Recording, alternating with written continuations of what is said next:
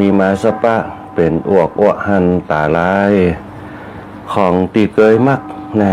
ก็กินบ่หลายเหม็นคิวสาบไปเหี่ยมดเหี่ยเสียงบ่เหมือนเต่าใดผิวใสมดเกลียงก็เหลือแต่เพียงมนค่ำต้องก็เริ่มใหญ่ขึ้นมาปาฮือตุกล่ำเตียวลูกจอดจำกะยา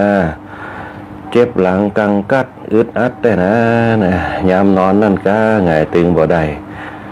ยามลูกดินตัวแม่ปอห่ำให้เจ็บปวดมวนไปตัวต้องกั้นถึงเวลาลูกยาเรียกร้องนะจักออกจากห้องขับพามารดาแม่ไทยป่านไฟถมถมถาวิทย์มรณากายาแตกบางเกิดมาแล้วเนาะแม่ขออวดอ้างกอดบ่ลงวางหลีกลี่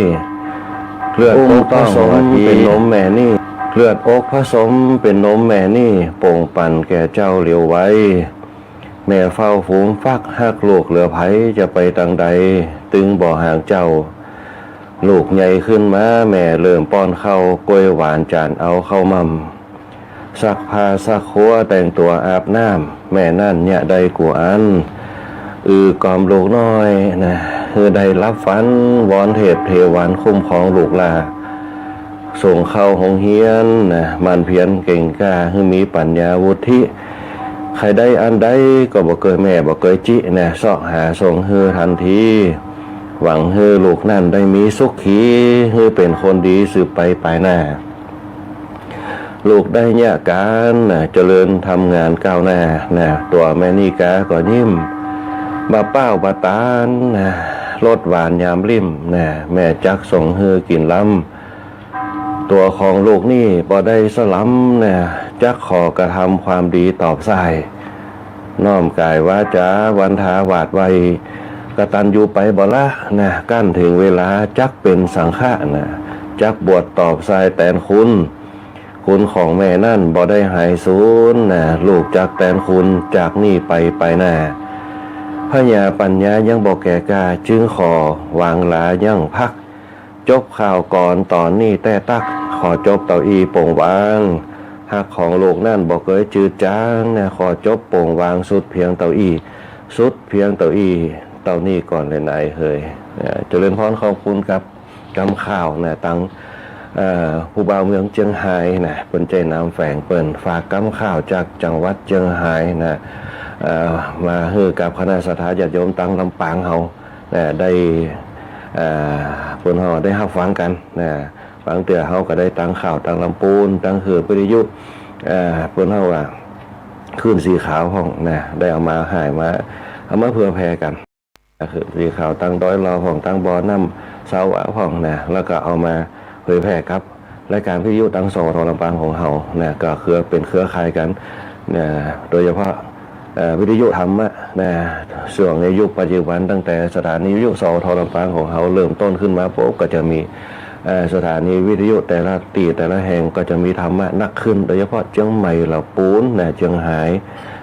เป็นต้นก็จะได้เป็นตีบนเฮาว่าเป็นตีพักพิงเป็นตีพึ่งพานะคือการพัฒนาสถาญาติโยมมาถึงเหตุการณ์ปัจจุบันบ้านเมืองเฮาจะเป็นจะได้ก็ตามแต่เฮามีธรรมะในการดำเนินชีวิตนะมีธรรมะในการเป็นข้อคิดในการดำเนินวิถีชีวิตของเฮาไป นะถึงบางครั้งเนี่ยเขาอาจจะฟังธรรมะมาก่อนก็แล้วนะแต่เขามาฟังซ้ำแหมเพื่อเป็นแนวทางเป็นอาหารสตินะคือกับชีวิตของเขาวิถีชีวิตแต่ละวันแต่ละวินาทีแต่ละนาทีแต่ละชั่วโมงไปนะถ้าเขาตั้งวิถีชีวิตทุกขณะจิตของเขานะมีสติในการควบคุมจะเอาชีวิตเขาเนี่ยหนึ่งบัดตกบ่ห้อนโป่งวางปล่อยวางแล้วก็สะอาดสว่างสงบได้อย่างสบายรายการธรรมะยามเจ้าก็จะมีคณะสงฆ์จังหวัดลำปางเฮาโดยเฉพาะหลวงพ่อเจ้าคณะจังหวัดหลวงพ่อรองเจ้าคณะจังหวัดหลวงพ่อเจ้าคณะอำเภอเมืองลำปางพระครูนุศาสตร์วรธรรมนะก็จะเป็นผู้ริเริ่มในเรื่องของการบรรยายธรรมคือพระสงฆ์ของเขาเนี่ยว่าจะเป็นอาตมาภาพพระครูบุญปริยัติยากรท่านพระครูสิริธรรมบัณฑิตเนี่ยแล้วก็ท่านพระครูสถิตธรรมวิพัฒน์วัดบ้านไหลศิลาทองแต่ก่อนหน้าก็จะมีท่านพระมหานพดลสุวรรณเมธีเพิ่นมาช่วยบรรยายกันช่วงนี้เพิ่นกับภารกิจเพิ่นกับนักเป็นเจ้าคณะอำเภอนะวังเหนือตัวเป็นเจ้าวัดวัดวันโพธิสถิตตัวเป็นผู้อำนวยการวิไลสงฆ์นครลำปางตัว นะก็ภารกิจหลายอย่างโดยเฉพาะสังคมเขาในยุคปัจจุบันพระสงฆ์องค์เจ้าเขาก็เหลือน้อยลงยังหันสถิติตะวันเนี่ยก็มีแค่บักกี่หมื่นรูปนะสามเณรทั่วประเทศก็จะมีแค่30,000 รูปนะเป็นต้นเริ่มจะลดน้อยลงไปนะวันหน้าวันตาเขาก็บ่ฮู้ว่าจะเป็นจะได้เพราะฉะนั้นก็จะต้องการสืบสร้างสรรค์กันต่อไปโดยเฉพาะรายการธรรมะยามเจ้าใดก็ตามนะสถานะเหตุการณ์เป็นจะได้ก็ตามตรงนี้เขาก็จะนำเอาธรรมะแต่ละบทแต่ละตอนคือกับคณะสัตยาญาติโยมไปเป็นอาหารสติอาหารจิตอาหารใจกันเนี่ยตามหน้าที่หน้าที่ของพระสงฆ์ก็คือเผยแผ่ธรรมหน้าที่ของเจ้าบ้านก็คือเป็นผู้อุปถัมภ์เป็นผู้เลี้ยงชีวิตของตัวเก่าแล้วก็ทำวิถีชีวิตของตัวเก่าคือไปตามแนวทางตามเป้าหมายในการดำเนินชีวิตเพื่อความสุขของตัวเก่าความสุขทางกายความสุขทางจิตความสุขทางกายคือการหาเงินหาทองมาซื้อมากินมาจุนเจือกันมาตกแต่งฐานะตัวเก่าความสุขของทางจิตก็คือสามารถต่อสู้กับปัญหาสิ่งต่างๆได้แล้วก็บ่วันไหวบ่เศร้าซอยบ่ท้อแท้บ่ท้อถอยโดยเฉพาะธรรมะคือข้อคิดอย่างน้อยก็คือ1ความอดทนความภาคเพียรพยายามแล้วก็ความต่อสู้วิริยะบักบั่นความต่อสู้คืออย่างธรรมะเนี่ยเกิดความกล้าหาญก็คือพละ5กับอินทรีย์5พละ5อินทรีย์5พละ5คือกำลังภายนอกอินทรีย์5คือกำลังภายในถ้าเขาพัฒนาภายในภายนอกได้ปุ๊บเนี่ยก็อย่างเงี้ยชีวิตเขาเนี่ยคนเขาว่าสมดุลกันเมื่อชีวิตสมดุลกันปุ๊บมันก็ยังเขาสดชื่นยิ้มได้เมื่อภัยมาไม่โศกาเมื่อทุกข์มีทางคณะสงฆ์จังหวัดลำปางเขาบอกว่าจะเป็นหลวงพ่อเจ้าหน้าอำเภอเขาหลวงพ่อรองเจ้าหน้าอำเภอหลวงพ่อเจ้าหน้าตำบลเขาตัวแล้วก็หลวงพ่อเจ้าวาดพระเนรถีน้อยทุกรูปทุกตนที่เปิดวิทยุฟังรายการธรรมะยามเจ้าบางวัดเปิดก็เปิดไปตัวเปิดไปตามเครื่องขยายเสียงไปตัวเปิดก็เปิดเสียงตามสายไปตัวโดยเฉพาะตั้งภาคอีสานเปิดก็ลิงสัญญาณไปไปเปิดไปอย่างกันแล้วก็โดยเฉพาะทางบ้านเฮาบางตีบางแห่งเปิดก็เปิดวิทยุของเปิดทำการทำงานไปตัวกวาดวัดกวาดวาล้างถ้วยล้างจ้อนกวาดหงกวาดกุฏิกวาดวิหารเพียวศาลาต่างๆซึ่งในยุคปัจจุบันบางตีบางแห่งก็จะเหลือตู้เจ้าตนเดี๋ยว2 ตนฝั่งเพราะฉะนั้นเนี่ยเขาก็ต้องช่วยกันโดยเฉพาะชาวพุทธเฮาโดยเฉพาะวัยรุ่นหลายเล็กหลายอ่อนเฮาทั้งหลายเนี่ยบางอย่างเขาก็ต้องสร้างความดีกับตัวเก่าพ่องบางอย่างเขาก็ต้องเว้นพ่องเว้นฮือวัดเว้นฮือวาเว้นฮือป่อฮือแม่เขาก็ต้องมีสติหน่อยหนึ่งเว้นจะใดเว้นคือมีสัมมาคารวะมีความเคารพกันจะไปให้จะไปด้านจะไปสร้างปัญหากับสังคมบางอย่างปัญหาเนี่ยสร้างกับตัวเก่าก็พอแล้วว่าต้องสร้างปัญหากับสังคมกับคือครอบครัวของเขาปัญหามันอยู่ที่ไหนมันก็เป็นความทุกข์เขาใจปัญญาของเขาในการดำเนินชีวิตมันมีความสุขดีกว่ามันเกิดอย่างคือสังคมเขาอยู่ม่วนกันเป็นต้นอันนี้ก็ธรรมะที่จะเพื่อแผ่กับคณะสัตยาญาติโยมทั้งหลายอีกด้านหนึ่งก็จะเป็นตั้งสถานีวิทยุสทลำปางของเขาที่ให้เวลาออกอากาศที่มีความอุปถัมภ์ค้ำจุนกันดูแลเอาใจใส่กันบอกว่าจะเป็นคุณเดือนอินตะเป็นต้นภูมิในการสถานีคุณกาญจนาอินทาหัวหน้าฝ่ายรายการคุณแอลชุติการเราใช้คุณก้อยอัชราพรพงษ์จันทร์คุณปัญหาสุยะทีมงานสทลำปางของเขาแล้วก็ฝ่ายช่างก็จะมีหัวหน้าประสานทีมทองคุณแหลมเพชรนันทแสงคุณภูพิงพงศ์ศิริแสนช่างต่อเป็นต้นทุกคนทุกท่านก็พยายามที่จะขับเคลื่อนผลักดันบอกว่าจะเป็นพระสงฆ์องค์ข้าเจ้าบอกว่าจะเป็นเนื้อหาสาระต่างๆที่จะบริการสังคมที่จะเพื่อแผ่ให้กับสังคมบอกว่าจะเป็นการถ่ายทอดสดวันก่อนก็หันเปิดถ่ายทอดสดในเรื่องของเกษตรจังหวัดลำปางเขาที่เปิดเอาทุเรียนมาขายบอกว่าจะเป็นงานวัดงานหวางานที่นายกอบจเขาไปทำกิจกรรมอย่างต่างบอกว่าจะเป็นท่านผู้ว่าเขาตัวกิจกรรมต่างๆสทลำปางเขาเป็นสถานีวิทยุกระจายเสียงแห่งประเทศไทยกรมประชาสัมพันธ์เป็นสถานีหลักเป็นสถานีใหญ่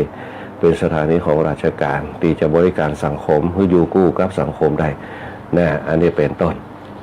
แล้วก็สุดท้ายก็จะคณะสัตยาญาติโยมของเราทั้งหลายตีแน่นแฟนอยู่ตลอดเวลาตั้งแต่เริ่มต้นจนถึงปัจจุบันบอกว่าจะสถานะเป็นจะได้ก็ตามก็มีความแน่นแฟนกับเปิดเฮาสถานีวิทยุสทลำปางเฮาโดยเฉพาะศรัทธาศรัทธาตรงนี้เนี่ยบ่หวั่นไหวบ่วอกแวก บ่มีอย่างติดขัดนะศรัทธาตรงนี้เกิดขึ้นมาจากอย่างศรัทธานะคือความเชื่อมั่นนะศรัทธาพละกำลังแห่งศรัทธายิ่งเขามีกำลังในศรัทธานักต่อใดปุ๊บเนี่ย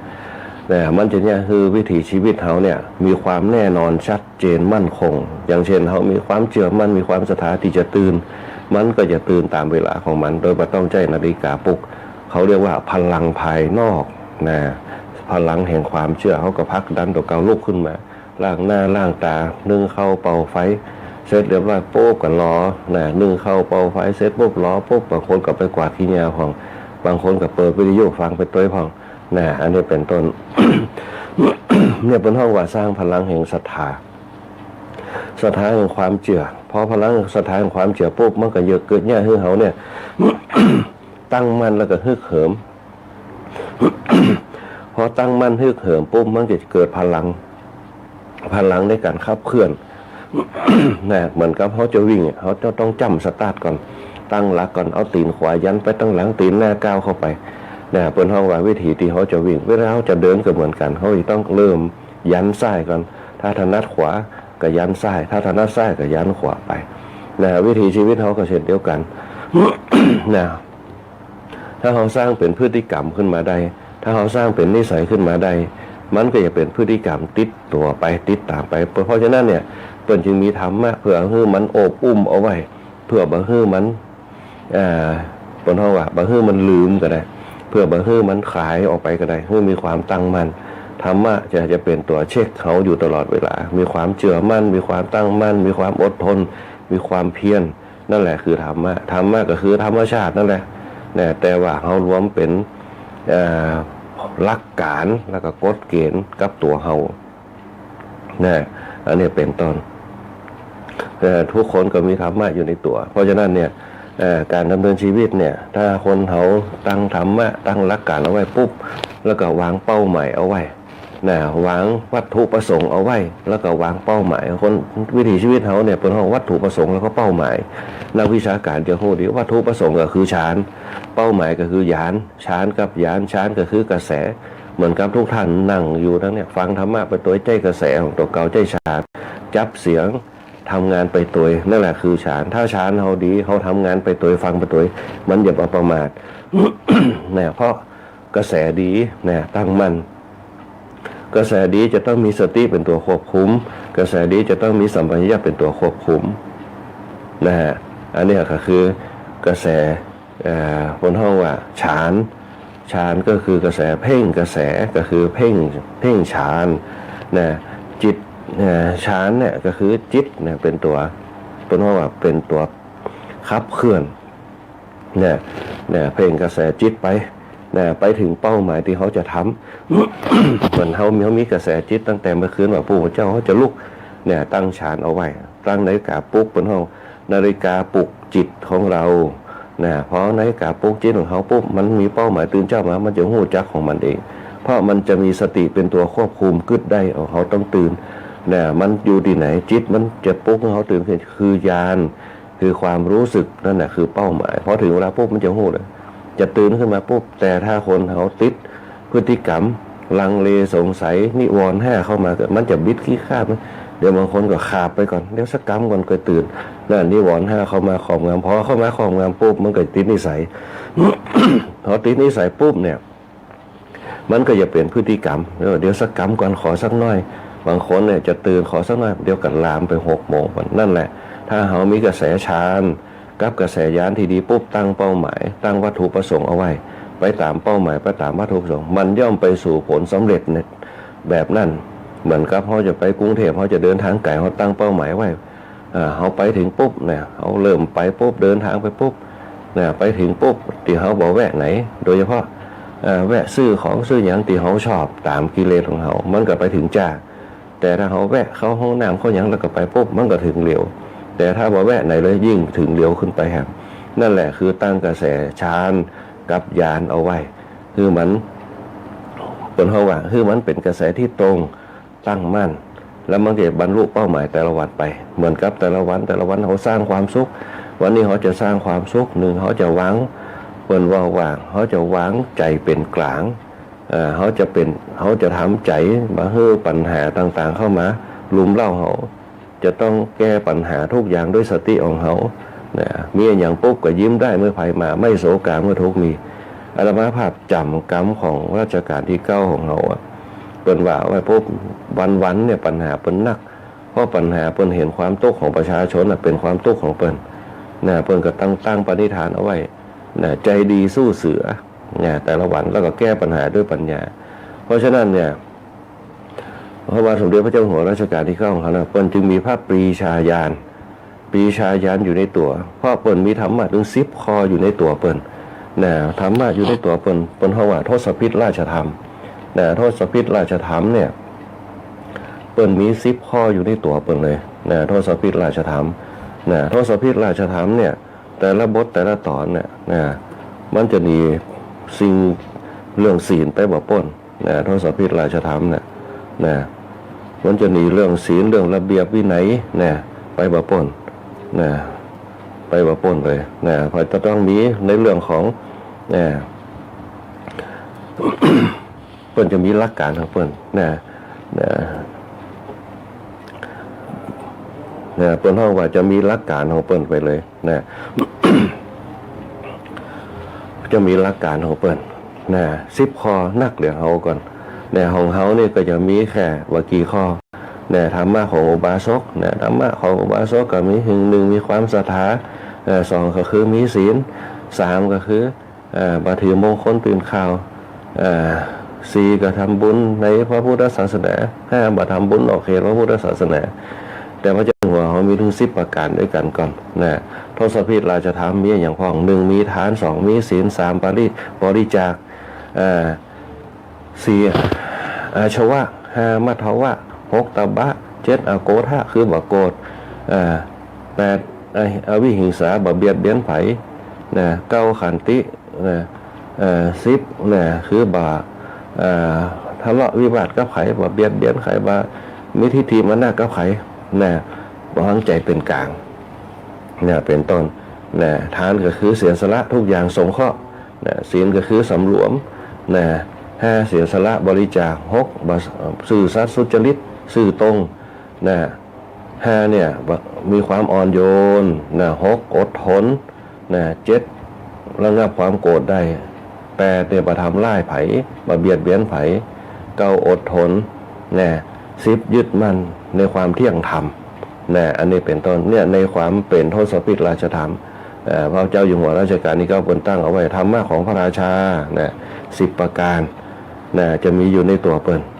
แต่มนุษย์คนเฮาทั้งหลายก็มีอยู่อุบาสกธรรม5มีอยู่ในตัว5อันต้องตั้งมั่นให้ดีๆนั่นแหละมีธรรมะอยู่ในตัวทุกคนเพราะฉะนั้นเนี่ยคณะสัตยาธิโยมทั้งหลายการสร้างพลังภายในการสร้างพลังภายนอกเนี่ยสำคัญอย่างจริงการสร้างพลังภายนอกก็คือ1มีความเชื่อมั่นในการต่อสู้ดิ้นรนต่อไป2มีความภาคเพียร3เนี่ยคือพยายามมีสติ4จะต้องตั้งมั่น5จะต้องมีปัญญาในการดำเนินชีวิตเราโดยเฉพาะปัญญาเป็นตัวสุดท้ายเนี่ยจะต้องพิจารณาสิ่งต่างๆว่าอันไหนมันเป็นปัญญาอันไหนมันเป็นปัญหาอันนี้ก็คือกำลัง5อย่างที่จะต้องมีกับตัวเราในการต่อสู้ดิ้นรนต่อไปแต่อีกอันหนึ่งเปิ้นเฮาว่าพลังภายในคือจะต้อง1มีความเชื่อมั่นในจิตของตัวเก่าตั้งมั่นคือใดเพื่อบ่ให้สิ่งต่างๆเข้ามารุมเร้าเข้ามากระทบกระทั่งจิตใจเฮาเข้ามาได้ได้ฮับได้แต่บ่เข้ามาสู่จิตของเฮาบนห้องว่าสัตทินรีใจจิตของเฮาพยายามข่มคือได้บ่ให้เข้ามากำกายเฮาต้องนึกได้ต้องตั้งกระแสจิตเฮาเนี่ยกึดได้พยายามผลักดันสิ่งต่างๆที่จะเข้ามาสู่กายเฮาบ่ให้เข้ามาสู่จิตเฮาก็คือภายในคือป้องกันจิตเฮาคือได้การป้องกันจิตเฮาบ่ให้โดนสิ่งต่างๆเข้ามารุมเร้าแล้วก็ยังเฮาจิตตกยังเฮาจิตว้าวุ่นต่างๆเนี่ยต้องมีความเชื่อมั่นเหมือนกับบางผู้บางท่านเพิ่นมีความเชื่อมั่นในตัวเก่าก็สามารถต่อสู้ดิ้นรนสิ่งต่างๆได้จนบรรลุเป้าหมายไปเปิ้นฮ้องว่าศรัทธาภายในศรัทธาภายนอกเปิ้นฮ้องพลังภายในพลังภายนอกแต่พลังภายในพลังภายนอกจะต้องมีพลังพื้นฐาน พลังขับเคลื่อนพลังอุดหนุนพลังค้ำชูก็คือพลังศีลพลังทานพลังภาวนานะอันนี้ก็คือหลักการที่พระพุทธศาสนาฮือเฮาเอาไว้นะอย่างที่เปิ่นบอกไว้สภาพปาปัสสะกนังกุศลสูปสัมปทาสะจิตตาปริโยธาปนังนี่แหละก็คือฐานที่มั่นที่จะเนี่ยคือกายกับจิตเฮาเนี่ยเดินทางไปพร้อมกันอย่างมั่นคงแล้วเขาจะมีอายุยืนวันนะผิวพรรณผ่องใสบ่มีโรคภัยไข้เจ็บเข้ามาเบียดเบียนมีความสุขกายสุขใจอิ่มอกอิ่มใจอยู่กับตัวเก่าได้แล้วก็มีพละกำลังทั้งภายนอกและก็ภายในย่างก้าวต่อสู้วิถีชีวิตของตัวเก่าได้อย่างมั่นคงนะโดยที่บ่มีปัญหาสิ่งต่างๆเข้ามาแทรกแซงในชีวิตของเขาโดยเฉพาะปัญหาเนี่ยทุกอย่างปัญหาพระพุทธเจ้าเพิ่นยังบอกปัญหากับปัญญาเป็นของคู่กันปัญหาคือข้อบวกปัญญาคือข้อลบในชีวิตของเขาถ้าเขาใจมันถูกทางมันก็จะแก้ปัญหาได้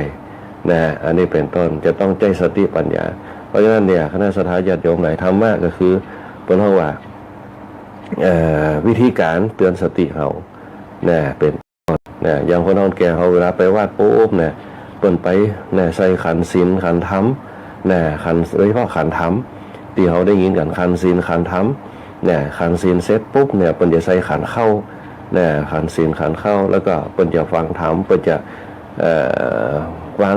พฤติกรรมตัวเก่าให้มีระเบียบเปิ่นห้องว่าการเจริญภาวนาเนี่ยการไปนั่งในวิหารปุ๊บเนี่ยสงบเงียบปิดหูซ้ายขวาปิดตาสองข้างนั่นแหละคือขันธรรมจิตตภาวนาเนี่ยบ่ฮื้อมีเสียงอย่างเข้ามารบกวนแล้วก็บ่ซอกแซกบ่วุ่นวายเวลามาวาดปุ๊บเนี่ยเขาวาดปุ๊บเนี่ยเขาเงียบเนี่ยคือยังไงว่าเขาสำรวมเนี่ยคือมาจากศีลเนี่ยทำจิตให้เงียบทำจิตให้นิ่งนั่นคือภาวนาเนี่ยแล้วก็ปล่อยวางให้ได้ตามฐานที่เราทำไปนั่นแหละก็คือการปล่อยวางก็คือฐาน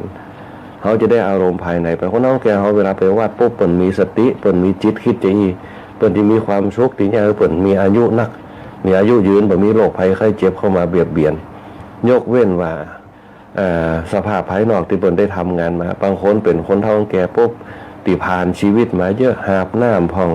แบกข้าวสารพ่องแบกข้าวเปลือกพ่องแบกอย่างต่างๆเนี่ยพอแก่ตัวลงมาปุ๊บเนี่ยสังขารร่างกายก็ไปตามที่เขาได้สร้างขึ้นมาคือแบกหามหลังกับกองกับกุ้มพ่องเป็นไปตามธรรมชาติเนี่ยอันนี้เป็นไปตามครับคือความลำบากคือความตุ้งเขาที่เขาได้ทำมามันก็เป็นไปตามนั่นเหมือนต้นไม้ที่มันมีผุ่มนักๆนะมันก็ย่อมน้อมลงไปเหมือนกันเช่นเดียวกันคณะสัตยาติโยมทั้งหลายอันนี้แหละพื้นฐานในการดำเนินชีวิตของมนุษย์คนเราทั้งหลายนะที่เขาจะต้องนำเอามาเป็นอาหารสติของเขาในการดำเนินชีวิตนะเดี๋ยวได้รายการเขาก็จะมาทักทายกันกับคณะสัตยาติโยมที่เข้ามาเยี่ยมชมรายการธรรมะยามเจ้าในเพจสวทลำปางของเขาแล้วก็เขาจะได้มาทักทายกันนะเจริญพรขอบคุณกับคณะสัตยาติโยมกูคนไปที่เข้ามาเป็นห้องว่าเป็นกำลังใจให้กับรายการธรรมะยามเจ้ามาเป็นผู้ร่วมฟังธรรมกันในช่วงตอนเจ้าคราวก่อนเขาได้อู้ไปถึงในเรื่องของพรรษาแรกเขาก็ได้พระสงฆ์ไปละนะพระสงฆ์รูปแรกนะพระอัญญาโกณทัญญาแล้วก็ธรรมะฉบับแรกเนี่ยคือธรรมจักรปวัฏนสูตรแต่เนื้อหาธรรมจักรปวัฏนสูตรเนี่ยจะแบ่งเป็น3ตอนเนี่ยแบ่งเป็น3ตอนตอนแรกเนี่ยจะอู้ถึงเรื่องของเจ้าบ้านกับเจ้าวัดเจ้าบ้านก็คือสัทธาญาติโยมเนี่ยเจ้าวัดก็คือพระสงฆ์เนี่ยพระสงฆ์เนี่ยก็คือผลเดียวคือมีศีลของพระสงฆ์มีศีลของเจ้าบ้านเนี่ยแก้การดำเนินชีวิตของมนุษย์คนเฮาทั้งหลายเนี่ยในธรรมจักรปวัฏนสูตรเนี่ยเปิดให้เขาฮู้จักการสำรวมกายแต่ละบุคคลแต่ละเพศโดยเฉพาะสมณเพศเนี่ยเปิดจะต้องบอกว่าฮื้อมีเป็นห้องว่างบ่ยินดีในเรื่องของกามเนี่ยเป็นต้นโดยเฉพาะเรื่องกามเนี่ยเป็นปัญหาใหญ่ถ้ามันอยู่ในหัวปุ๊บมันจะมีปัญหาเพราะว่าจะเป็นการดำเนินชีวิตนะหรือว่าพฤติกรรมต่างๆแต่เขาตัดเรื่องกามไปได้ปุ๊บเนี่ยเขาบ่ได้บนห้องขังใคร่ในเรื่องของกามเนี่ยมันจะบ่มกมุ่นความใคร่ต่างๆเนี่ยบนห้องกามคือความใคร่ราคะคือความกำหนัดตัณหาคือความอยากสร้างตัวนี่แหละ ถ้ามันรวมตัวกันเมื่อใดปุ๊บเนี่ยคนเขาจะลืมตัวเก่าจะมืดมิดเนี่ย ความกำนัดความใคร่ความอยากนะราคะกามะตัณหาเนี่ยบางคนก็บอกกามตัณหาราคะอย่างที่ว่ากันมาเนี่ยมันจะมี3ตัวเป็นองค์ประกอบเนี่ยถ้าเขาตัดออกไปได้ปุ๊บเนี่ยมันจะเนี่ยชีวิตเขาสดชื่นแล้วก็เขาสามารถพิชิตได้โดยที่การตั้งสติตัวเก่าเนี่ยคมทื่อได้เนี่ยพระพุทธเจ้าเปิ่นจริงใจรักการอัตตกิลมัฏฐานุโยคการทรมานตนนะการทรมานตนนะแต่ว่าการทรมานตนเนี่ยก็ไม่ใช่หนทางที่จะบรรลุเป้าหมายสูงสุด นะไม่ใช่บรรลุเป้าหมายสูงสุดแต่ว่าการทรมานตนเนี่ยบางครั้ง มันก็ยับยั้งความต้องการมันก็ยับยั้งความใคร่มันก็ยับยั้งความกำนัดไปได้นะอย่างเช่นถ้าเขากินนักมันก็เกิดความใคร่เหมือนกับหมูอ่ะนะมันกินนักปุ๊บมันก็รับกันนอนมันก็มีอย่างเดียวคือเผยแพร่พันธุ์ต่างๆนะความใคร่มันเกิดจริงกินนักนอนนักกามมันจึงเกิดเหมือนกับจระเข้อะคณะสถาญาติโยมจำได้ก่อนในเรื่องกฐินเนี่ยเพราะกินนักปุ๊บกว่ากามมันเกิดกามคือความใคร่ความกำนัดมันเกิดเพราะกินนักมันก็เลยลืมตัวพอลืมตัวปุ๊บกามมันเกิดเนี่ยมันก็กลับกลายร่างเป็นจระเข้เหมือนเดิมนะมันก็ไม่สามารถจะควบคุมความเป็นมนุษย์ได้เพราะจระเข้ปลอมตัวมาเป็นมนุษย์เพื่อที่จะอยากถอดกฐินตัวนี่เป็นต้นเดี๋ยวปุ่นออกพรรษาจะมี แม่ทอดกฐินกันเยอะแยะนะอันนี้แหละคือต้นเหตุของกามที่เขาแย่งกันที่เขาแย่งชิงกันเนี่ยแย่งชิงแผ่นดินกันเนี่ยอย่างที่เขาหันกันเนี่ยแย่งชิงตำแหน่งกันเพราะอย่างเพราะราคะคือความกำหนัดเกิดมาจากอย่างเกิดความใคร่ในตำแหน่งนั้นตำแหน่งนั้นมันมีอย่างบันดาลขึ้นมามีทรัพย์ขึ้นมามีบนห้องสง่าราศีมีอำนาจขึ้นมาคนเขาก็ไปติดนำอำนาจในตรงนั้นปุ๊บเนี่ยมันจึงเกิดความใคร่มันเป็นที่น่าปรารถนาที่คนเขาต้องการต้องการในยศในตำแหน่งเนี่ยทีนี้ปุ๊บเนี่ยพอความกำนัดมันเกิดขึ้นมาเขาก็ต้องการความใคร่ปุ๊บความอยากมันเกิดเพราะความอยากมันเกิดมันจะเป็นยังไงสังเกตพอเขาได้สถาญาติโยมเวลาเขาอยากกินข้าวนะถ้าเขาไม่ได้กินข้าวจะงุดงิดจะเป็นปิ๊หรือใดเนี่ยบางคนถ้าอยากปุ๊บเนี่ย พอได้เป็นปุ๊บเนี่ยก็ยินดีเลี้ยงฉลองกัน10 วัน10 คืนบางคนไม่ได้เป็นปุ๊บความกำนัดเนี่ยรุดออกมาปุ๊บเนี่ยโมโหกิเลสตีทั้ง3อย่างโลภะโทสะโมหะก็เข้ามาเกิดบันดาลโทสะก็ทำลายกันไปเนี่ยก็เนี่ยคือเกิดเหตุต่างๆเกิดขึ้นพระพุทธเจ้าพระองค์จึงบอกว่าสิ่งเหล่านี้แหละเป็นตัวจุดเริ่มต้นเนี่ยเขาเปลี่ยนแปลงชีวิตนะจากคนที่เป็นปกติที่ฮักชีวิตตัวเก่าเป็นคนที่บ่ฮักชีวิตตัวเก่าเริ่มแย่งชิงกันเริ่มเห็นแก่ตัวกันขึ้นมาเพราะนั้นเนี่ยเปิ่นจึงหาวิธีกำจัดนะกามสุขาริการนุโยคนะความสุขสดชื่นอยู่ในทางกามโดยใจอัตตกิลมัฏฐานุโยคทรมานตนนะเปิ่นจึงบ่ฮื้อกินข้าวแรงกันนะเปิ่นฮื้อยับยั้งโดยเฉพาะกินข้าวแรงพวกกินแล้วนอนเนี่ยมันจะแย่งกามมันเกิดเพราะกามมันเกิดขึ้นอย่างมันมีความสุขพอมันสุขะกามสุขะเนี่ยมันเกิดพอมันเกิดปุ๊บเนี่ยมันก็แย่งเขาฝันผ่องยั้งผ่องต่างๆนะมันก็แย่งเขาเหมือนมีสตินะสติเขาก็หลุดไปนะเพราะเขาติดในเรื่องของความอยากทั้งหลายนะอันนี้เป็นต้นพระพุทธเจ้าเพิ่งก็จึงใจธรรมะเนี่ยข้อหนึ่งเพื่อพิชิตกามทั้งหลายนะอันหนึ่งก็คือทางกายก็คือใจอสุภกรรมฐานคนเขาถ้ามีความฮักในเรื่องความสวยงามต้องไปพิจารณาอสุภกรรมฐานว่าคนเขาเวลาตายปุ๊บเนี่ยใหม่ๆก็ผิวพรรณผ่องใสเป็นมนุษย์เนี่ยนุ่มนิ่มเนื้อนวลต่างๆแต่พอตายไปปุ๊บก็เริ่มแข็งตัวก็เริ่มจะค่ำพอเริ่มจะค่ำก็เริ่มจะเป็นสีเขียวเริ่มจะเป็นสีดำเริ่มจะเป็นสีจ้ำเลือดจ้ำหนองสุดท้ายแล้วปุ๊บก็เป็นเลือดเป็นหนองออกไปสุดท้ายก็เน่าเหม็นไปเนี่ยเป็นพิจารณาอสุภะนี่แหละคนชีวิตคนเรามันก็มีแค่นี้ถ้าปล่อยไว้ปุ๊บมันก็เน่าเฟะไปมันก็เป็นตีคนเขาจะต้องปิดหูดังไปเนี่ยเป็นห้องอสุภกรรมฐานคือเพลงพิจารณาอสุภกรรมฐานเพราะว่าอนิจจาวัฏสังขารา เนี่ยพิจารณาเอาไปฆ่ากามทั้งหลายความสวยงามทั้งหลายจะได้มันก็หนีมาพ้นเรื่องสังขารนะถึงเขาจะประทินโฉมไปดึงหน้าดึงตาจะได้มันก็ไม่หนีมาพ้นสังขารเนี่ยคนเอาแก่เขานิ้วสมัยก่อนเปิ้นหู้ถึงสังขารปุ๊บเปิ้นเลยปงกับสังขารพอแก่ตัวขึ้นมาปุ๊บเปิ้นก็ปฏิบัติตัวตามวัยของเปิ้นนะวัยหนุ่มวัยสาววัยเฒ่าวัยแก่เปิ้นก็ปฏิบัติของเปิ้นได้นะก็จะเป็นพวกที่ว่าแก่ยังมีคุณค่าชรายังมีคุณภาพแล้วก็ความสุขก็จะเกิดกับกายกับจิตของเขาเนี่ยอายุวันโนสุขังพลังก็จะเป็นเป้าหมายย่างเขามีความสุขได้เนี่ยธรรมะที่จะกำจัดนะกามะเนี่ยสุขานิการนุโยคเนี่ยอัฏฐกิลมัฏฐานุโยคได้เนี่ยก็คือมรรคมีองค์8นะอันนี้คือพระพุทธเจ้าผลชี้ทางคือบรรพชิตทั้งหลายให้มุ่งหน้าไปติมรรค8นะมรรค8เนี่ยจะมีความเห็นชอบคือพยายามตั้งเป้าหมายชีวิตของตัวเก่าให้ดี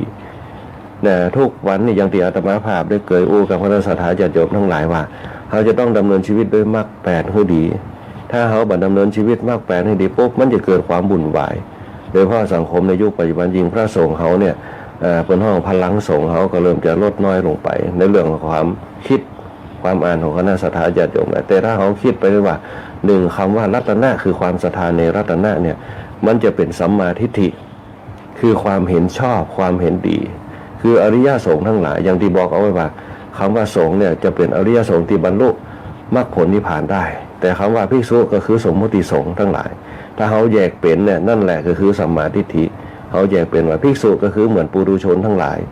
นะยังมีกิเลสอยู่เนี่ยแต่ถ้าพ้นกิเลสไปแล้วปุ๊บเนี่ยเป็นสงฆ์เขาเรียกว่าอริยสงฆ์อริยสงฆ์ก็คือเป็นผู้ที่ปฏิบัติดีปฏิบัติชอบแล้วก็บรรลุเป้าหมายที่ทำขึ้นมาก็คือกิจของสงฆ์เนี่ยจนเกิดอภิญญาหกเกิดฌาน8ขึ้นมาเนี่ยเจ้าบ้านก็สามารถเป็นอริยบุคคลได้ก็ฝึกขึ้นไปตามศีล5ของเขาตามศีล8ของเขาตามหลักปฏิบัติของเขาก็คือศีลทานภาวนาศีลสมาธิปัญญาจนถึงสมถะวิปัสสนาจนถึงสติปัฏฐาน4จนถึงอานาปานสติสุดท้ายปุ๊บนิพพานคือความดับทุกข์ทั้งหลายแต่คนบ้านเนี่ยจะนักน้อยหนึ่งนะคนบ้านจะนักหน่อยแต่พระสงฆ์องค์เจ้าจะเบาน้อยหนึ่งก็คือมีโอกาสมีเวลานะแต่คนบ้านบอกมีโอกาสบอกมีเวลาต้องหาโอกาสต้องหาเวลามันยิ่งยากกันตรงนั้นในสมัยพุทธกาลเพิ่งก็ยังมีอริยบุคคลสามารถเป็นโสดาปฏิมาคโสดาปฏิผลมีความสุขในขณะทุกย่างก้าวได้เพราะในการปฏิบัติธรรมเนี่ยตรงนี้แหละคือเป้าหมายในทางพระพุทธศาสนาของเขาเนี่ยทางที่มีองค์8เขาเรียกว่ามรรค8มรรค8เนี่ยจะเนี่ยคือคนเขาเกิดความสงบนะเนี่ยคือเกิดความสงบเกิดความอย่างรู้เกิดความรอบรู้เกิดความดับกิเลสมรรค8นี่แหละเราต้องไปศึกษาให้ดีพระพุทธเจ้าปณิสอนทุกสมุทัยนิโรธมรรคคนเฮาเนี่ยมันอยู่ในตัวอยู่แล้วทุกสมุทัยนิโรธมรรคบางคนหู้ได้ด้วยพฤติกรรมประสบการณ์แต่มันไม่สามารถทนทานคงทนอยู่ได้ในจิตของเขาบางเตือเขาก็ลืมไปเขาก็ซับซ้อนพองแต่ความจริงหมู่เขาทั้งหลายเนี่ยชาวพุทธทั้งหลายเนี่ยปฏิบัติตามธรรมชาติอยู่แล้วตุกเนี่ยเขาจะหาวิธีของมันเขาตุกบ่มีเงินเขาก็หาเงินบางคนตุกบ่มีเงินก็สร้างสรรค์ตัวเก่าเนี่ยเริ่มจากน้อยไปหานักเนี่ยเป็นต้นเนี่ยหาวิธีเนี่ยแต่ยังบ่ฮู้หลักการเนี่ยเขาหาเงินก็คือวิธีการเนี่ยเขาหาสาเหตุทุกสมุทัย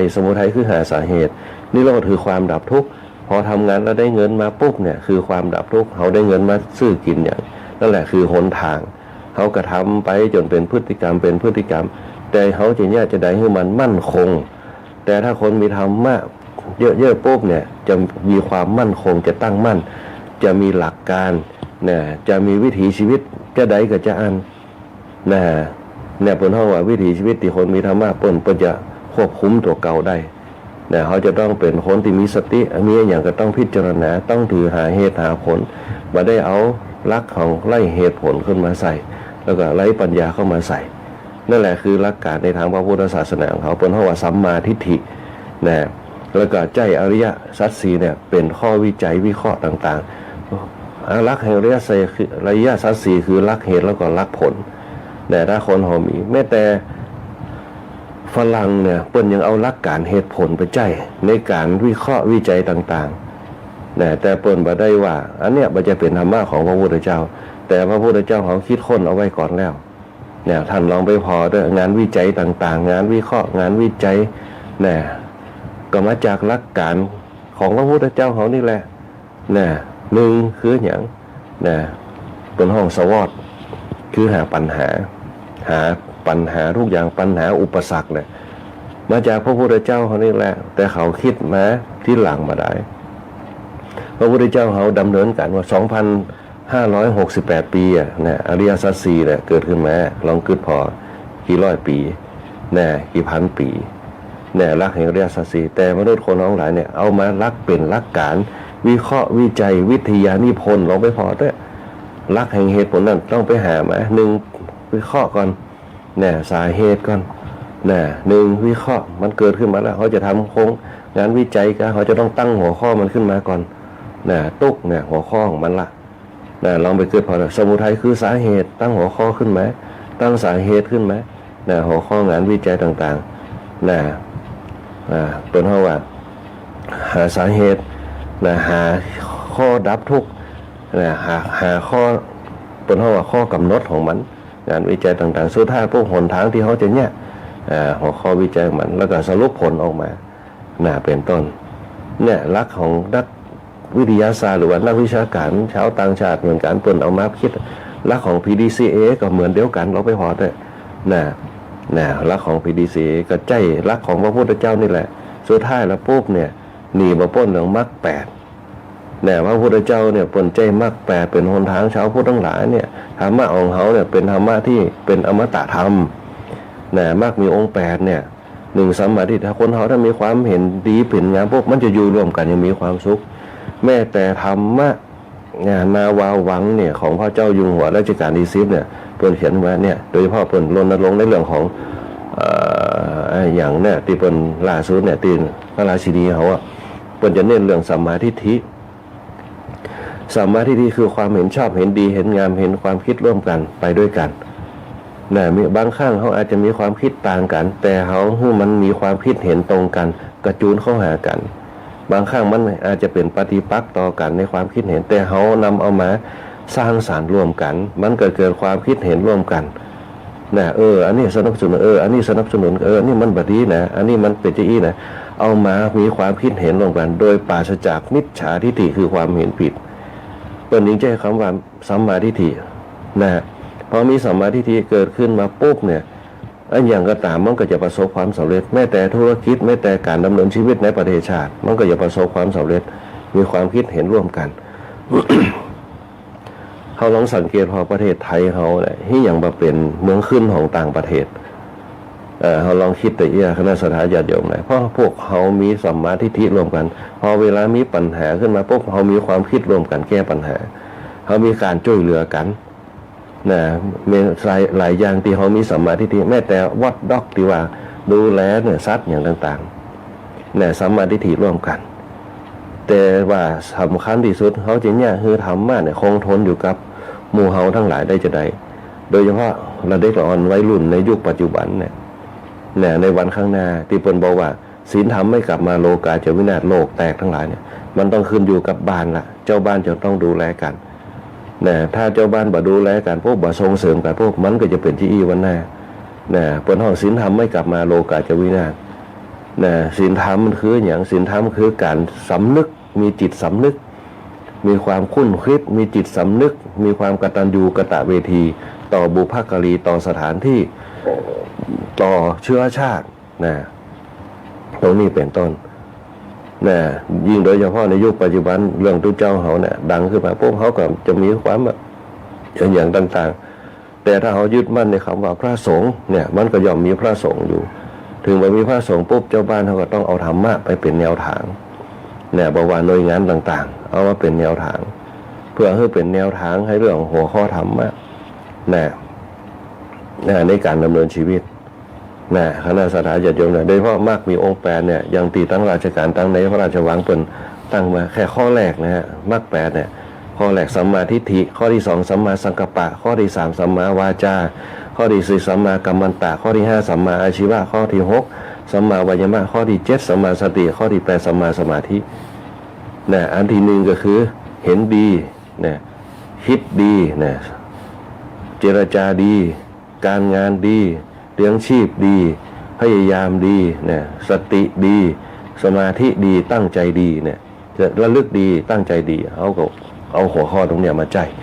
ถ้ามนุษย์คนทั้งหลายมีอยู่ในจิตของตัวเก่าทั้งหมดนี่เนี่ยรับรองประเทศชาติเขาเนี่ยบ่มีไผเทียบถึงจะเป็นประเทศเล็กๆถ้าเขาใจมากแปดในการดำเนินชีวิตแม้แต่บ่ว่าจะเป็นธุรกิจต่างๆการทำงานต่างๆภาคเกษตรต่างๆถ้าคนเขามีแนวทางแบบมรรคแปดนั่นแหละเป็นห้องว่ามรรคมีองค์แปดหนทางที่เลิศที่สุดเนี่ยเหมือนกับยานอวกาศนะมรรคแปดอยู่ตรงไหนคณะสัตยาติโยมทั้งหลายมรรคแปดก็คืออยู่หัวมันที่มันเอาไปลงบนดวงจันทร์มรรคแปดของเจดีย์คือตรงไหนมรรคแปดในของเจดีย์คือปลายของเจดีย์คือปัญญาตรงนั้นปัญญาจะประกอบไปด้วยมรรคแปดเขาจะเห็นเจดีย์ก็แต่เขาสามารถพอเจดีย์แต่พระพุทธเจ้าเนี่ยไปเพ่งเนี่ยเจดีย์เนี่ยอุเทสิกะเจดีย์ที่เปิ่นเพ่งเจดีย์สตมหาสถานลองไปพอเนี่ยเปิ่นพอตั้งหลุมปุ๊บฐานที่กว้างคือศีลทานภาวนาขึ้นมาปุ๊บศีลสมาธิปัญญา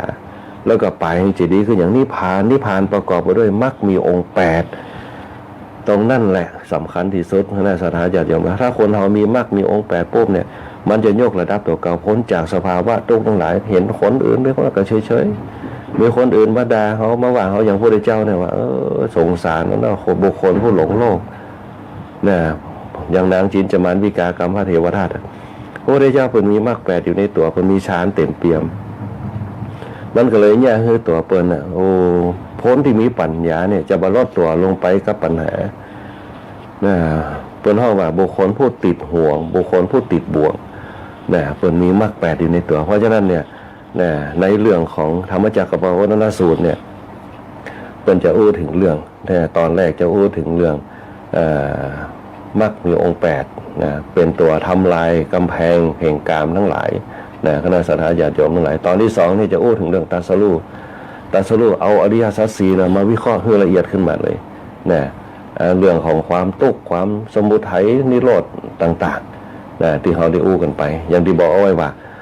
ทุกขะนิโรธาคามินีปฏิปทามรรคมีองค์แปดที่เขาได้อู้กันไปถ้าเขามีมรรคมีองค์แปดปุ๊บเนี่ยปัญหามันมีอยู่หาสาเหตุของมันหาความดับของมันให้ได้ยังปัญหาครอบครัวเนี่ยถามว่าเขาอยู่ด้วยกันเหมือนมันน่าเบื่อหน่ายน่ารำคาญน่าเบื่อหน่ายแต่เขาจะอยู่ด้วยกันครอบครัวคือมันอยู่ได้เหมือนพ่ออย่างเป้าหมายเขาคืออย่างอันนี้เป็นต้นสังคมในยุคปัจจุบันเนี่ยจะบอกมีคำว่าครอบครัว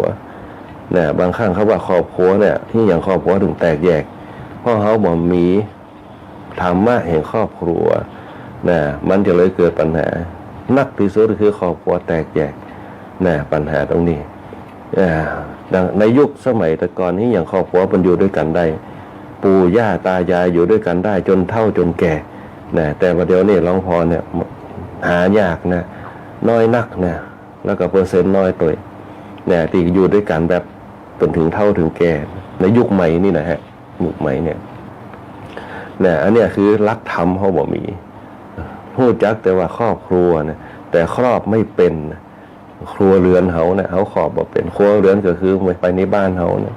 เขาครอบบ่เป็นพอเขาครอบบ่เป็นปุ๊บทุกคนก็มีอัตตาตัวตนของตัวเก่ามาย้อมกันปุ๊บจ้างเท่าหน้ากับเจ้าหลังไปว่าพร้อมกันมันก็ไปคนละทิศคนละทางกันสุดท้ายเนี่ยปัญหาก็คือตัวกลางที่เขากำเนิดเขาขึ้นมาเกิดปัญหาขึ้นมานั่นแหละก็คือคนเขามาหู้จักใจชีวิตครอบครัวแต่อยากมีคู่ครองอยากมีครอบครัวอยากมีคู่ครองแต่ไม่รู้จักครอบครัวเนี่ยมันก็เลยเป็นแค่คู่ครองไปชั่วครั้งชั่วคราวเพราะฉะนั้นเขาจะต้องมีธรรมะก่อนเรามีธรรมะอยู่ในตัวมีครอบครัวเพื่อยังมีผู้สืบทอดวงตระกูลผู้สืบทอดวงตระกูลสืบทอดเป็นอย่างสืบทอดทรัพย์สมบัติสืบทอดวงตระกูลและดูแลเขาในยามเฒ่ายามแก่อันนี้เป็นต้นโดยเฉพาะในยุคปัจจุบันพวกบ่ใครมีลูกมีหลานกันเป็นต้นสังคมยุคใหม่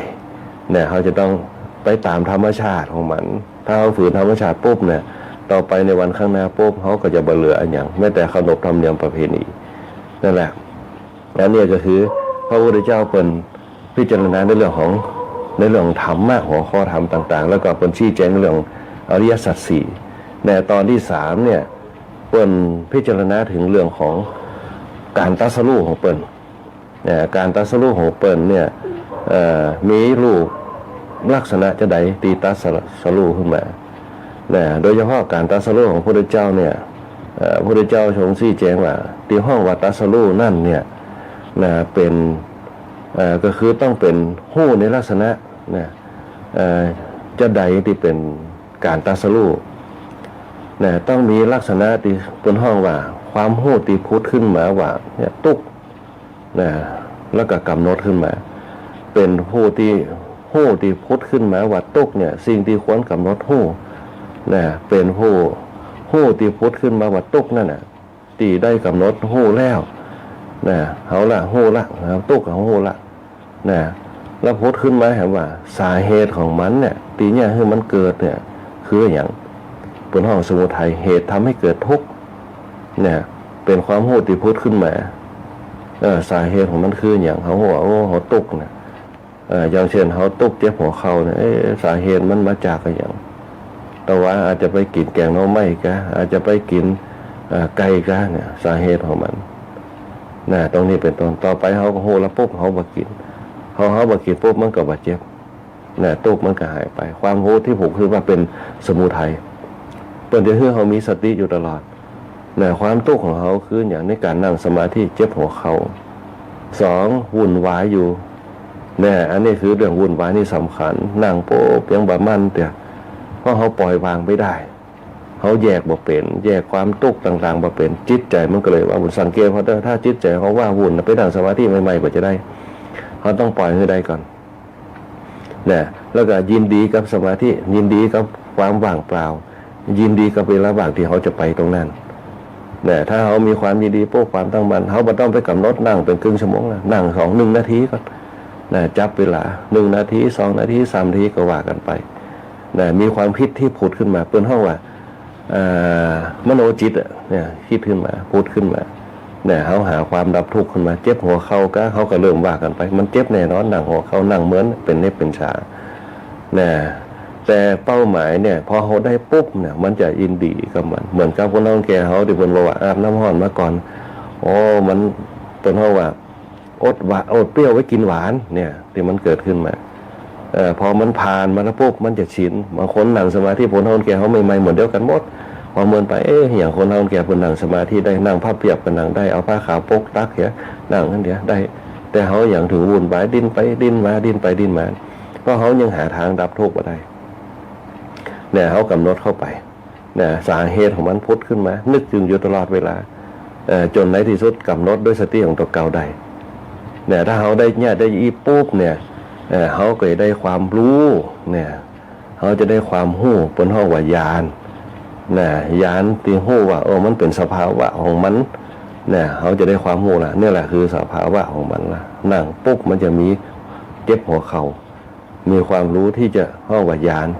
ก็จริงห้องว่าตัดสรู้ตัดสรู้อันแรกเขาหู้ละว่ามันตุกเขานั่งแล้วปุ๊บแต่เป้าหมายเขาต้องการคือมันสงบเป้าหมายเขาว่าสงบก่อนเมื่อเขาหู้มันปวดปุ๊บบางคนบ่ไหวละได้บ่เหมือนไปบ่ได้เขาจะคืดอีเหี้ยแต่ถ้าเขากำหนดปุ๊บจนเกิดความเคยชินระยะแยกในระยะแรกมันถึงเป็นญาณความหู้กับเป็นลักษณะของมันนั่งวันแรกปวดขางเจ็บแผงเจ็บขาวันที่2ปฏิบัติแถมญาณอันที่2มันเป็นจะอีรูนั่งแล้วมันเจ็บหัวเข่าแต่เขากำหนดขึ้นมาปุ๊บมันเป็นเวทนาขึ้นมาปุ๊บพอกำหนดขึ้นมาปุ๊บเหมือนกับเขาไปปุ๊บจนเกินความเคยชินมันก็เลยลืมว่าอันนี้เป็นเน็บช้าที่หัวเข่ามันกำหนดไปแล้วหาสาเหตุขึ้นมากำหนดใจจิตของตัวเก่ากำหนดเพ่งเอาเป็นยิ่งบอกว่าปวดหนอปวดหนอปวดหนอคลายหนอคลายหนอเป็นว่าสัจจะคือความจริงแต่ที่มันเห็นอยู่แล้วก็ใจวิธีจิตของกำหนดตัวก่อนมาเป็นความดับเดี๋ยวสักกรรมมันก็หายไปเหมือนกับเขาลืมไปพอลืมไปปุ๊บมันก็เขาแบบไปจดจ่อแบบไปจับจดกับสิ่งต่างๆที่มันเป็นตุกทั้งหลายมันก็เริ่มขึ้นมาในระดับของมัน ว่าลืมไปปุ๊บเนี่ยมันก็เริ่มจะดีขึ้นเนี่ยพอเหมือนกับเขาละเมอเนี่ยเพ้อเนี่ยเขาคิดถึงจะอ่านก็ได้เนี่ยต่อมาปุ๊บเนี่ยพอมันได้ระดับปุ๊บมันจะหู้หน้าที่ของมันเลยพอถึงเวลาปุ๊บมันเป็นของมันแน่นอนเนี่ยเดี๋ยวสักครั้งปุ๊บเขาบ่ต้องไปยุ่งกับมันปล่อยมันเนี่ยสิ่งที่สำคัญที่สุดคือเขาต้องรวบรวมมาสู่จิตในเวทนามันเกิดตีออกเขาแต่เขากำหนดไปเหี้ยแต่เขาจะต้องกำหนดจิตที่เขาตั้งความปรารถนาเอาไว้เนี่ยเป็นลักษณะของมันสุดท้ายก็ทำมันจนเกิดความเคยชินปุ๊บเดี๋ยวสักระยะหนึ่งปุ๊บมันก็เข้าตีเข้าตังของมันนะพอเข้าตีของมันเนี่ยลองทำไปพอนะลองทำไปพอว่าความตุกมันจะเกิดมาหมดเนี่ยนะในเรื่องของการนั่งสมาธินั่นแหละเป็นเพราะว่าสิ่งที่เขาทำแล้วปุ๊บมันผ่านพ้นไปปุ๊บเนี่ยมันจนเกิดความสว่างมันดับทุกข์ได้เนี่ยนั่นแหละคือการตรัสรู้อันนี้คือเบื้องต้นเป็นพื้นฐานเนี่ยแนวทางที่พระพุทธเจ้าผลเนี่ยมาจีเนี่ยเพราะฉะนั้นเนี่ยเป็นจึงบอกว่าความตรัสรู้ของพระพุทธเจ้าเนี่ยเป็นญาณใจญาณของตัวเก่าเนี่ยความรู้สึกเนี่ยนะความรู้ต่างๆนะตีเป็นเป้าหมายแล้วก็เขาสามารถแทงทะลุสิ่งเหล่านั้นไปถึงเป้าหมายของเขาได้นะความอย่างรู้ต่างๆที่มีวนรอบ3มีอาการ12เนี่ยเขากับผ่านไปทำไปเนี่ยเหมือนกับเขาท่องหนังสือเนี่ยท่องรอบเดียวมันประจำท่อง100 รอบจะได้มันประจำเนี่ยวนอยู่นั่นแหละเอาสภาพทั้งหลายอริยสัจสี่ทุกข์สมุทัยนิโรธหาปัญหาหาสาเหตุของปัญหาวิธีแก้ปัญหาเขาจะหาหลักการในการแก้ปัญหาตรงนั้นเนี่ยหลักอริยสัจสี่เนี่ยพระพุทธเจ้าปุ่นทำเจียวนไปวนมาเนี่ยวนรอบ3 รอบอาการ12อย่างเนี่ยวนไปจนห้องว่าเป็นความตรัสรู้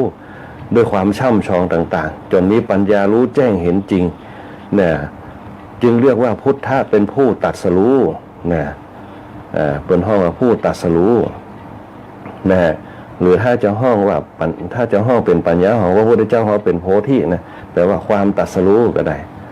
นะอันนี้แหละเป็นห้องตรัสรู้อนุตตรสัมมาสัมโพธิญาณเพราะฉะนั้นเนี่ยทั้งหมดทั้งมวลทั้ง3 ตอนเนี่ยอยู่ในใจความของธรรมจักรปวัตนสูตรเนี่ยที่พระพุทธเจ้าเพิ่นได้ศึกษามาในบทของธรรมจักรปวัตนสูตร3 ตอนโดยเฉพาะตอนที่3เนี่ยจะเน้นในเรื่องของการตรัสรู้ของเปิ้นนะฮะอันนี้ก็เป็นเรื่องของธรรมจักรปวัตนสูตรขอพระพุทธเจ้าเพิ่นแสดงธรรมปุ๊บเนี่ยโปรดปัญจวัคคีย์ทั้ง5ปัญจวัคคีย์ทั้ง5นะคนแรกที่ได้ตรัสรู้คือพระอัญญาโกณทัญญะนะอัญญาโกณทัญญะแต่4 รูปนั่นยังไม่ได้เตือว่าป่าพัทธิยะมหานามะอาสาชินี่ยังไม่ได้เตือนะยังไม่ได้เตือรอไปก่อนนะรอไปก่อนนะอันนี้ก็จะเป็นเป็นห้องว่าเนื้อหาสาระในธรรมจักรปวัตนสูตรเดี๋ยวเขาต่อไปเขาจะมาอู้กันในเรื่องของเป็นห้องว่าวิธีเอาชนะปัญหาต่างๆในขณะที่เป็นบำเพ็ญอนุตตรสัมมาสัมโพธิญาณจะเจออุปสรรคในอย่างนั้นเนี่ยเดี๋ยวเขาเกิดมาอู้กันในข่าวต่อไปเหลือไปดูเวลาแค่5 นาทีคณะสัทธาญาติโยมทั้งหลายก็ขอยุติลงคงไว้เอาไว้แต่เพียงเท่านี้ก่อนในเนื้อหาสาระในพรรษาแรกของพระพุทธเจ้าเราเดี๋ยวเขาจะอู้ในข่าวต่อไปในรายละเอียดข่าวต่อไปวันนี้ก็เจริญพรอนุโมทนาบุญกับคณะสัทธาญาติโยมผู้ฟังทุกคนทุกท่านที่เข้ามารวมรับฟังรายการธรรมะยามเจ้าตั้งจิตตั้งใจทรงกระแสจิตมาในการฟังธรรมเข้าเฝ้าพระพุทธเจ้าไปพร้อมกันในเนื้อหาสาระธรรม45 พรรษาแรกในวันนี้ขอเจริญพรอนุโมทนาบุญกับคณะสัทธาญาติโยมกูโคนตัวบอกว่าจะเป็นคุณโยมสรวุฒิคุณโยมนพดลคุณโยมราวันคุณโยมแม่ปานอมคุณโยมกัลยาตังบ้านหนองแหวนคุณโยมธนัชชาคุณโยมแตงหวานคุณโยมสง่าลุ่มเม็ดลุ่มน้ำบางคุณโยมบนชนกคุณโยมกัญญาคุณโยมอาเม่งคุณโยมอัมภัยคุณโยมศรีพันธ์คุณโยมเพนคุณโยมจันคำคุณโยมแสงเดือนคุณโยมสมพรคุณโยมอัมพันธ์คุณโยมลาเข็มจีลาคุณโยมนพรัตน์และคุณโยมเมนวนศรีคุณโยมนารานาคราคุณโยมมิชิโกคุณโยมเสียงคล้ายนาคคุณโยมโมทนาคุณโยมเพ็ญศรีคุณโยมพิมพ์คุณโยมบุญปันคุณโยมอารี นะคุณโยมบวรคุณโยมทีบาบิลอนตัวคุณโยมแม่วินิจนะคุณโยมแม่มะลิตัวที่เข้ามารวมรับฟังรายการธรรมะยามเจ้าตั้งซอทองปางFM 97 เมกะเฮิรตซ์ด้วยกันในวันนี้นะก็หลายผู้หลายท่านที่เข้ามาสู่รายการธรรมะอย่างเจ้าตุปีติขามโนภิกขุตุปีอภินันโทภิกขุเนี่ยพระครูพิทักษ์วรยานพระครูวิจารณ์บริการตัวเจ้าธรรมดาตั้งเสริมงามนะที่เข้ามารวมรับฟังรายการธรรมะยามเจ้านะคุณแม่ปีนเพชรตัวต่างบ้านบ่อนหินแก้วคุณโยมศิมต่างบ้านสองแควไตนะตาเลยบ้านตามูลตาเลยบ้านกำแพงเมืองตามูลบ้านไหลศิลาทองปะโคพรธรรมชัยคุณแม่สุรีต่างบ้านโต่งหัวจ้างคุณแม่สลวยบ้านคัตเทริยาต่างนากวมเขาตัวที่ฟังรายการธรรมะยามเจ้านะคุณป้านันทวดีชัยยาตัวที่ฟังรายการธรรมะยามเจ้าอยู่นะคุณโยมก้อยเฮาดีเจก้อยเฮาตัวคุณโยมมาเล่คุณโยมมุนเทียมคุณโยมโคตรน้ำโคตรเขียวนะคุณโยมแกนจันทร์คุณโยมบวรคุณโยมอารีคุณโยมพรนะคุณโยมแม่วินิจคุณโยมพยาปิยพงศ์นะคุณโยมละไมตัวคุณโยมขันทองนะแล้วคุณโยมจิราพรนะแล้วก็คุณโยมเพ็ญศรีคุณโยมโนภรัตน์คุณโยมลาเขียมจิระคุณโยมอัมพันธ์คุณโยมสารโดยนะแล้วก็คุณโยมแสงเดือนคุณโยมชลัดโดยนะคุณโยมยงยุทธคุณโยมนกคุณโยมจันทร์ขำคุณโยมสะอิ่งคุณโยมอาเมงคุณโยมสง่าคุณโยมแดงหวานคุณโยมธนัชชาคุณโยมประนอมคุณโยมกัลยาคุณโยมลาวันคุณโยมสรวุฒิคุณโยมนพดลโดยนะอันนี้ก็คือคณะสัตยาญาติโยมที่คำรวมสร้างบารมีธรรมด้วยกันในช่วงตอนเจ้านี้ขอความสุขความเจริญจงมีแด่คณะสัตยาญาติโยมทั้งหลายขอให้คณะสัตยาญาติโยมบุคคลจงมีแต่ความสุขความเจริญมีอายุวันน่าสุขะพระละปฏิภาณธนสารสมบัติทุกผู้ทุกคนอาตมาภาพพระครูวิบูลย์ปริยัติยกรพร้อมกับช่างแหลมเพชรนันทแสงควบคุมภาพควบคุมเสียงในวันนี้ขอเจริญพรลากับคณะสัตยาญาติโยมเอาไว้แต่เพียงเท่านี้โอกาสหน้าก่อยมาพบปะกันใหม่วันนี้ก็ขอเจริญพร